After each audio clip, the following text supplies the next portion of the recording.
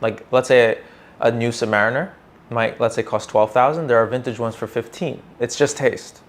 The quality of the new one's better, but the vintage one, they just like the aesthetic. It's more charming. They like the age. They like the patina. Vintage doesn't mean cheaper. Vintage just means different. And this could go for clothes too. There's really expensive vintage clothes. The new version of it for cheaper, from the same brand. So it just depends. It depends on the collector. When I started looking for watches for myself, and I'm still collecting, I first had this mindset of like, oh, vintage is cheaper. Vintage, like you could get some cool stuff for cheaper. And when you're 15 or 16, $500 for a watch is a lot of money, you know, let alone, because we got the time on our phones. And admittedly, I still use the phone for the time. Like these watches are not necessarily for the time. Whoever's buying a vintage $30,000 watch, are they really telling the time with it? They're telling a story. This is just the same way how you buy vintage shoes or vintage clothes or a vintage car or vintage furniture. It's just an extension of you. It's speaking for you.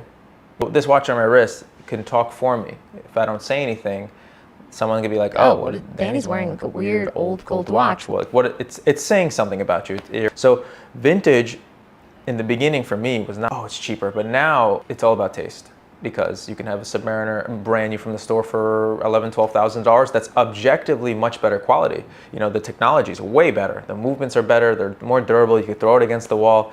Or you can get like a 1680 or a 5512, or, you know, big crown subs for 1.5, 2, 3, 4 times the price sometimes, and it's objectively lesser quality, but the charm is there. Like it's just so different. Some people are buying it for the nostalgia. Some people are buying it for the aesthetic because they just appreciate the good design before. Now a lot of watches can become sterile. I see this a lot with collectors that collect both modern and vintage. They say that like new watches, even though they're more durable and they're objectively better quality, there's something missing. Where's the charm? It's all about the durability. I always tell people, wear a modern watch when you're going on the beach, but if you want a charming watch, you go for vintage. It's just a different vibe. You know, it's a different aesthetic. It's thinner.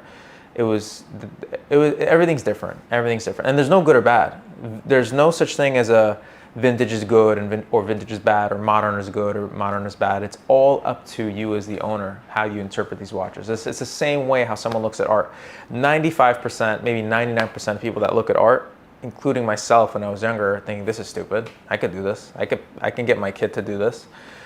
And then you start to think it really is up to the interpreter. It's cliche, but it's not up to you.